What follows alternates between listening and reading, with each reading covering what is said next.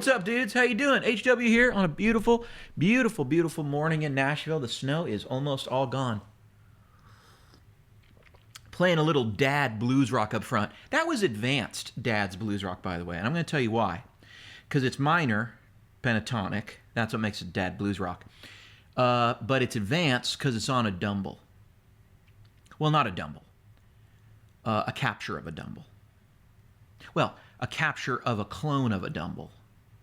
But that's the only way to get the tone of the sort of dad blues rock regret. A lot of people don't understand dad blues rock. They think it's all surface. It's deep. It's full of the feels. Because listen, brother, you haven't felt regret until you've looked back on your life and thought, man, was it really a good idea in 1997 to listen to my friends who told me to live a little and buy that Mazda Miata instead of more Apple stock?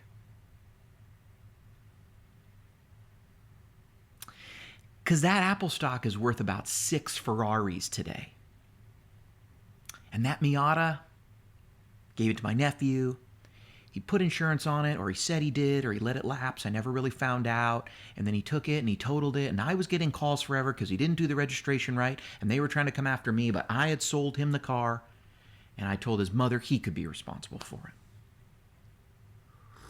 it. I'm sorry, I forgot I was filming a video. Today we are talking about the problem with FRFR cabs. The big problem. We just talked about the Tonex cab, and I want to talk about the Kemper cab. I want to talk about some of the other cabinets that are out there, the Tone Master. So let's get right to the video. No more tomfoolery. He was a guy I roommated with in college for a little while. Good guy, that Tom. Okay, what's the problem with FRFR? I see this in the comments a lot. I see a lot of people who seem to have a lot of preconceived notions, right, about FRFR. One, there's a lot of confusion. I see a lot of people who go, just buy an amp. And that is 100% a valid criticism, just buy an amp. If you want to play an amp at home, there's a real argument to be made that you should just buy an amp and play it at home. The issue, however, comes when you maybe have bought a modeler, because that's what you're using live, and when you're at home, you just want to play around. And so I think there's a lot of people who feel like it's not real, or it doesn't sound authentic, it doesn't sound right. And that's really where I think the problem with FRFRs lie. There's two schools of thought on FRFRs. There's a lot of people who are fans of FRFR cabinets, and how many times am I going to screw that up during this video? There's a lot of people who are fans of FRFR cabinets, and they get it wrong because they think it's flat. They think it's full range flat response. That's what they think it means. It doesn't mean that. Because there's no such thing as flat, actually. There's no gear that reproduces sound 100% accurately. Nothing. Everything adds color. Now let's back up and think about this for a second. Isn't that self-evident that nothing's flat, everything adds color? Nobody uses a mic pre to do nothing, right? The Royer 121 is a famous microphone. Why? Because of the way it colors your sound. The Neve. Rupert Neve was a famous engineer who made a lot of stuff. Why is the Neve sound a thing? Because it had a sound. It wasn't transparent. Why is the API sort of hot sound a thing? Because it colors your sound. It makes it sound different. And that's why we choose gear for how it sounds, not because it gets out of the way. That was one of the trends that happened with transparent overdrives. Everyone was like, it's transparent. I still want to hear my tone. If you're playing a distorted guitar, your tone is distorted. How can that be transparent? You wouldn't be able to hear it. What you really meant was it didn't push the mids. What you really meant was it gave me an EQ curve that reminded me of my cleans. It didn't push the mids and cut all the highs and bass. It didn't shoot the bass way up, or maybe I had control over the bass. That's why the Timmy was so great. It didn't give you a mid-range push. You could add gain, but then you had the high and low cuts, so that as you added gain and bass naturally went up, you could just pull it back. People went, it's transparent. Well, it's transparent to your perception of human hearing, which is not fully linear, by the way, but not the point. This idea that FRFR speakers are just PA speakers is kind of an interesting one, because it's not true, it's not false unless you really start thinking about what people mean by that. There's this other preconceived notion out there that if something says PA, that means it's flat. That's obviously not true. If no cheap PA speaker sounds good, right? I mean, they all sound cheap. There's a reason that sound systems go up so high, and it has to do with engineering and really building rooms around them and those things. But my point is, if you go to Guitar Center and you buy the cheapest PA, do you think the response is somehow this standard of flat in the same way that a $400,000 sound system is when it's put into, maybe a local theater they build? Of course not. Of course not. And systems are tuned, that are permanently installed, are tuned to the room they're in. Why? Because they're trying to produce sound. See, the system's trying to get sound to you and account for what's going on behind it. So if it knows there's a lot of bass reflection, it can reduce bass coming out of the system because it knows that bass will be amplified, whereas other frequencies may be canceled. So when we talk about this idea of flat and this idea of a PA, well, the best PAs are not flat. They're tuned to the room. The worst PAs are not flat because it would be too costly to produce something that's actually flat. So really you're just getting something that makes a thing loud, and it might have some color and it might not. And that may be good or bad. The coloration may be something you like or something you don't like. But that sort of preconceived notion that like all PAs are created equal has worked its way now into the FRFR market, or the guitar market, and the understanding of FRFR speakers. And so we start with this mistake in our minds, this misunderstanding that there is a sort of standard of flat. And it's just not true. Everyone will even tell you, you can see this is no more true than if you go shopping for studio monitors. Yamaha NS10s have been in studios for years. They are not regarded as the end-all be-all. In fact, they're largely hated. Yamaha discontinued them because they were so hated, but they were also so widely used. There's kind of an old saying among engineers, especially in the Nashville area, if you can make it sound good on NS10s, it'll sound good on anything. Yamaha, upgraded their speakers, and I use their monitors, and I use something called HS8s. I also have had HS5s when I was in a smaller area. I have some HS8s here, and I have improper soundproofing in this room. I don't give it. I'm a guitar player. I'm not. See, this other thing is this trend on YouTube has been everyone's an engineer now. Everyone sits in front of a mixing desk with all this rack stuff. I don't want rack stuff. That stuff's stupid. Amps are cool. I want to surround myself with awesome amps. I don't want your little de-esser thing around. That's boring. Boo. I don't care about that stuff. I care only so much as it's used to capture the guitar. I don't care that much. I'm not a fan of studio gear. I like amps and guitars. And that's why I like FRFR speakers too, because the sensation of turning a guitar up is one that I generally miss when I just am on headphones or something, or even on my studio monitors. Because those studio monitors have a color. They sound bright. They're not as bassy. Why? They're reference monitors and they're placed right here towards me. A guitar, I never elevate this thing and put it right equal with my head. I talked about this in the other video. One of the problems with FRFR is you see people say it doesn't sound like an amp in the room. And the first reason I would say for that is, let's put aside the fact that the microphones color the sound. Let's put aside the fact that the microphones have different color. A Royer 121 sounds different than a Fathead, sounds different than an SM58, sounds a little bit different than an SM545, sounds a bit different from a 906. There's all these different mics, that's why they exist. People like how they color the sound. They're not flat either. But put that aside. Put aside for a second that we use preamps to color the sound. That no engineer, I guarantee you, has ever had a guitar track get out of his sight without putting some EQ on it. And I learned in a podcast the other day with an engineer friend of mine. I said, what do you do to this instrument, that instrument? He said, I do nothing.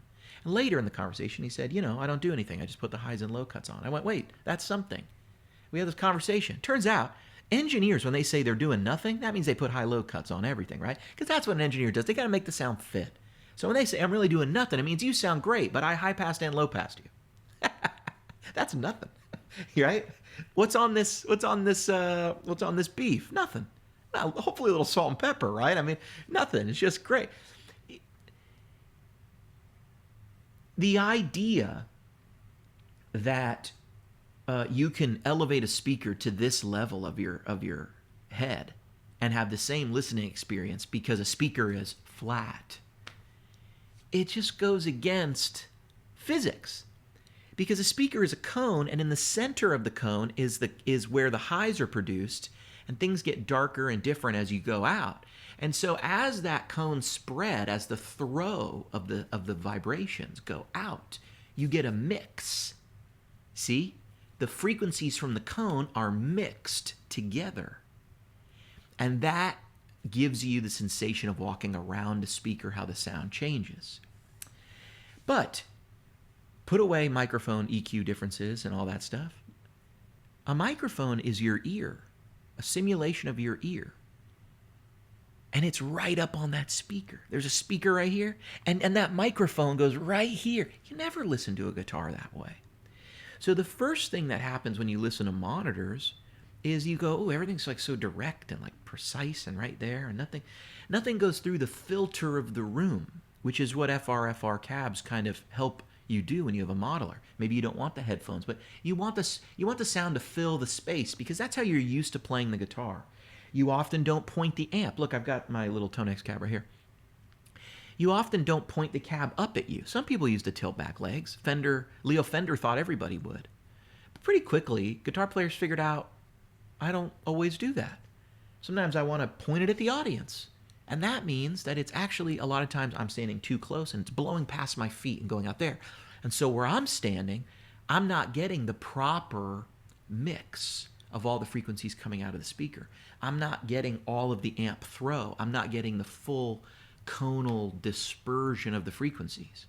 So when you walk around a speaker and the sound changes, we get used to wherever we sit in our room, we get used to the sound of that. I would invite you, anybody, your amp or any speaker, any conical speaker that creates sound vibration, play and then bend down and put your ear right in line with the center of that speaker. You will hear a massive difference. And you probably won't like your tone. He's playing San Francisco with a guy. Shout out Phil. Phil's a great singer, knew all these Beatles tunes, really good guitar player too, kind of singer-songwriter type guy, but really he was in Beach Blanket Babylon. He knew all the Beatles tunes. He knew all the Here Comes the Sun, doo-doo-doo-doo, Here Comes the Sun, Sun, it's all right, doo-doo-doo-doo-doo-doo-doo-doo. I think that's the melody. Copyright strike.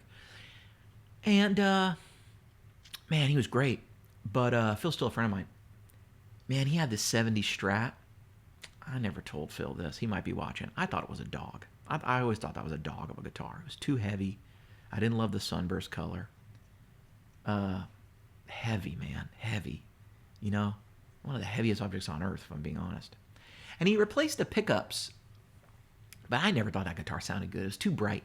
And he was probably one of those guys who turned his amp way too loud in his younger days, because he would put the guitar on the bridge of that Strat and just, Here Comes the Sun, doo-doo-doo-doo, and he just had that jangly, Rickenbackery, bright Stratocaster 60 sound. And Phil was a great player, but man, if you sat right where he had that thing pointed at the audience, because it was like theater seating, people would sit, whoo, you peel the paint off with that high end. Always hurt. So I say that to say, people would go, it's too loud. And I go, no, you're just sitting right in the direct beam of Phil's high end. Phil's treble is killing you. Move over. And we had a sound system too, but the amps were on stage and they had some color, from the bleed there. But if you sat off axis from it, you were fine. And the problem that people don't seem to understand is FRFR is a little bit like that, in the sense that if you're listening to a monitor dead on, one of the easiest ways to get amp in the room sound is just turn your monitor away from you. I've done it so many times, and I go instantly, I kind of like the sound of my guitar better when I point my studio monitors away from me and just let it fill the room, because that's more like how I listen to an amplifier. And but when you're listening to guitar that way, you are up on this cone, and you do have the coloration of the mic, and so people go, well, this doesn't sound natural. This doesn't sound like a real thing. And it's like, well, that's true. We are coloring the sound with microphones, which you don't normally get. But let me ask you a question. What does the audience hear? See, you never heard Hendrix's amp. You never heard Miles Davis's trumpet. You never heard, who's a great vocalist?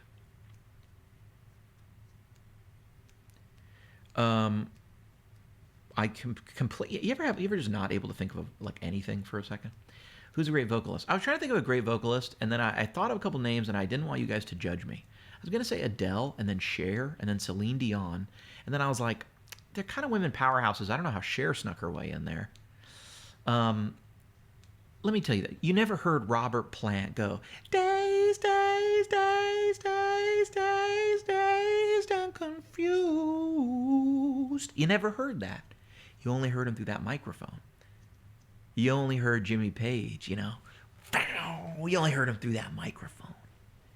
And so a big part of vintage sound is also vintage recording gear, And, you take Clapton, right? What's he known for? That Blues Breaker album that he did with John Mayall. That was a JTM 45 212 combo that he made, that Jim Marshall made, because he said, I need an amp that fits in the boot of my car. Well, Jim Marshall got it to him. He took that amp and went over to the studio, and he went right and sat in and recorded John Mayall's Blues Breaker album. But here's how he did it. The rest of that story is he plopped the amp down in a room, turned it on 10. He put mics way back from the amp in the room. And that room verb and a lot of that sound is those old mics in that room with that amp. It's not just the amp. And so a lot of times people go, just give me the amp, just give me the amp. But what FRFR and what modeling is trying to give you is more control over that. And FRFR is trying to put it in a box or a package that you can enjoy in a room like this, or so it feels a little more like an amp. So you can have either stage volume, or you can have just the sensation of an amp. But FRFR is always going to put through that color of the microphones, because that's what's in the sound. That's what's baked into the EQ. And there's really no way to reverse that. So there's been a lot of effort by different modelers, and in this case now different cabs, to sort of give you a more guitar response. I saw one comment yesterday. It said, so it's not accurate. And it's like, well, that's not exactly what I would take away from that. What I think it's trying to do, see, a lot of people might forget this. Who cares about accuracy when you're on stage and it's loud? For me, who cares about if I hear it accurately? I might be running around the stage, and so I'm changing how I'm hearing my amp because the speakers are pointed out. But with modelers, I'm going to send direct to the board. They got the good sound. Now, I just need something I can hear here over the drums. We're not concerned with my accuracy. I'm standing next to a freaking drum set, you guys. Right? I mean, I'm standing, and usually it's a set that belongs to the club. So we're not, it's not like, well, that's not our band's drum set, so this doesn't sound like our band. That's silly. When you're live and on stage, you're trying to hear yourself, and you're trying to gel, and you're trying to play music. In the studio world, that's where you get nitpicky about the sounds. Live, you want sound that works, and that is what you're trying to get across, You might want it to be bluesy or whatever.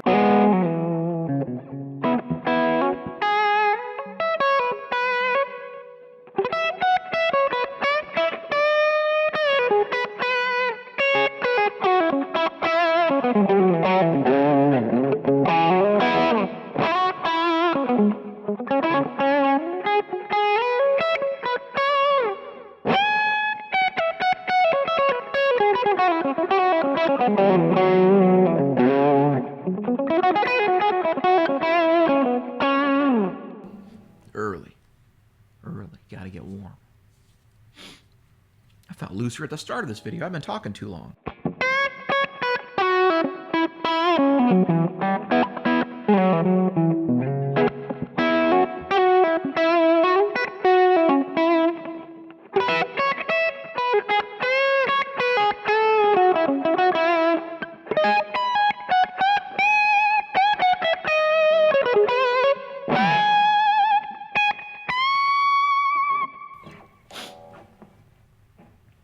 So the problem, as I see it, is just that people expect the wrong thing.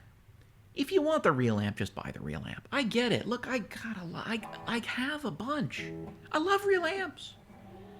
I love real amps because to me they're more than amps. They're also the artwork I'd like to be surrounded by. You know, I don't even need to turn them on. I just feel better looking at them. You know what I mean? I got an amp over there. It's worth a good amount of money, and I don't play it. And I was really thinking about selling it because I was going, the values on these are going up, and I don't really think they're that amazing of amps. Just my objective opinion, right? It's like there's more hype around an amp. I'm not going to show you which one because I might sell it, and so I don't want to downplay it before I do. Because there's not a lot of these amps available at any one time. And thought about selling it, but you know, I look at it and I go, it's such a good-looking amp, though. Maybe I'll just let it sit there for another year and let it go up in value a little more while I just look at it. But I probably won't turn it on for the next year. But it's just a good looker. It's a looker, man. You know what I mean? You know what I mean? It's a looker and a cooker. So to me, the biggest problem is with FRFR is it's just not an amp. It's just not an amp. And no matter what, it's never gonna be. But it's kind of not trying to be. It's kind of not trying to be anything but, here's your modeler, have fun turning it up. Have fun with that stage volume, and have fun rocking out in your house so you don't have to turn the stupid computer on and it's gonna be like, you've got mail. You know? Or it's gonna be like, your McAfee subscription is expiring in 90 days. Renew now. Or it's like, oh, look. It's my Aunt Lisa. She wants me to do this and that and this and that. You know what I mean? Auntie Marie's angry at who's running the country again. You know what I'm saying? You know what I mean? It's just that stuff. It's like, I don't need that. I'm trying to play guitar, brother.